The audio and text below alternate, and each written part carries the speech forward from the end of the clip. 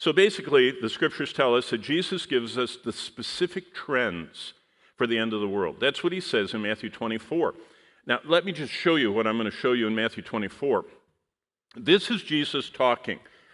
When Jesus talks in Matthew 24, Luke 21, and Mark 13, theologians call it the Olivet Discourse. That means he was on the Mount of Olives and he gave a discourse. It was kicked off by the disciples saying, what are going to be the signs of your coming back?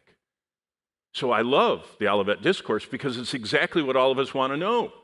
What are the signs? How do we know Jesus Christ is coming back? Well, in order, look at this, 24, 4 and 5, 6, 7, 7, 9, 9 to 13, and then Luke 21. In order, Jesus introduces first false Christs are coming and war and famine and death and martyrdom and all these signs. Now look at the outline of Revelation 6, just the first 6 seals. It's exactly illustrating what Jesus promised was coming. The first seal is the white horse, which is deception, the rise of the Antichrist. Second horse is the red horse, global war. Third horse, the black horse, global famine.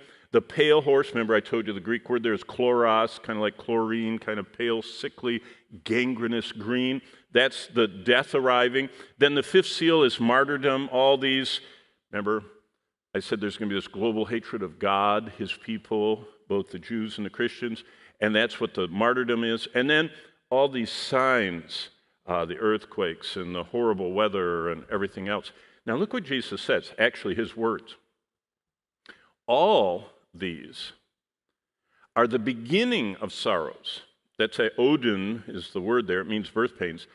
Verse 33, so you also, when you see when you see all these things, know that it is near, at the doors. Assuredly, I say to you, this generation, the generation that sees all of it happening, because when it all happens, it happens fast. Remember, we covered that in chapter 1 of Revelation. Tachos, remember, tachometer? Can you remember all the way back to last week, because you're having 5 hours a day of this information exchange that's going on. But back then we talked about the rapid, so Jesus puts it this way, the generation that sees all this stuff happening at once is going to actually be the generation that experiences it. And that's what everybody's always wondered, are we that generation? Well, let's think about that. Because the generation will not pass away till all of these things, that whole list I showed you, those 12 trends that are present when Christ returns. So basically, the end of the world trends, Jesus says, what we just read, will have this Odin, this birth pain characteristic. I have witnessed 8 births. And I will say that the birth pains is a great picture of the second coming of Christ. Because Bonnie would at first be walking around the house and go, oh, that was a little one. I just felt that. That was a little, wow. And then she goes, oh. And then she can't move, and she said, honey, I think we have to go. And I mean, and finally she can't even talk. Those birth pangs, labor pains.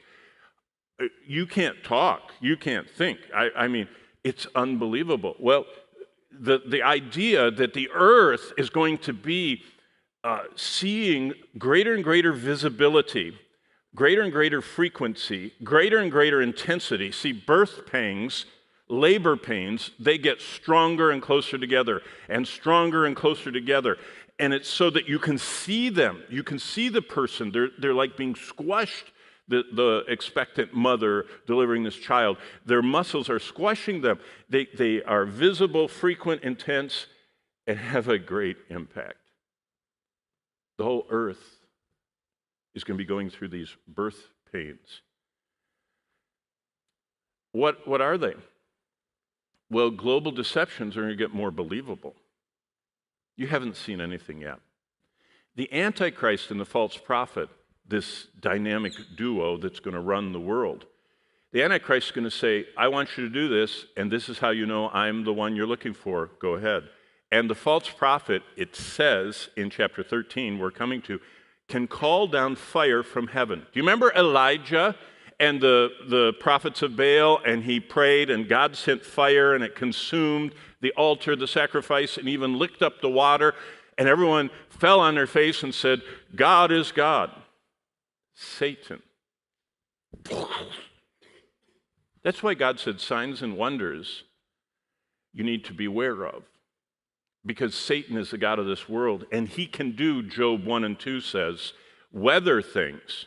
Satan called a storm out of the wilderness that destroyed Job's children having a big reunion in one of their homes, and it flattened it and killed them all.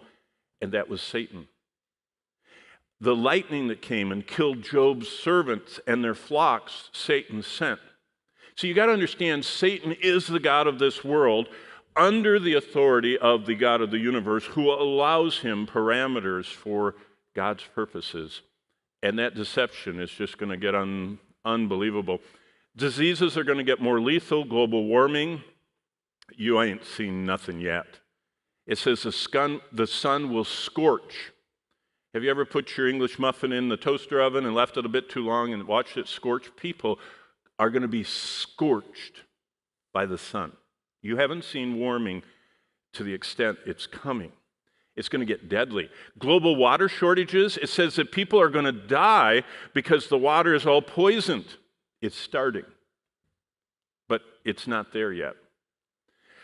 Global food scarcity is going to get more regular. Global conflicts are going to get bigger and deadlier. Global hatred of Christ and all associated with him is going to get more personal.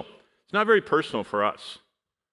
I mean, you share the gospel and someone will mock you a little bit. They aren't stoning yet in America. They aren't dragging Christians off in crowds and imprisoning them or beating them to smithereens. See, we really are insulated, but it's coming. Global hatred. Now, this is all before Christ comes. These trends mean they're starting to get stronger and wider and deeper and more impactful. See, all of this, I 110% believe in the rapture of the church, but before the rapture, this is going to all be going on.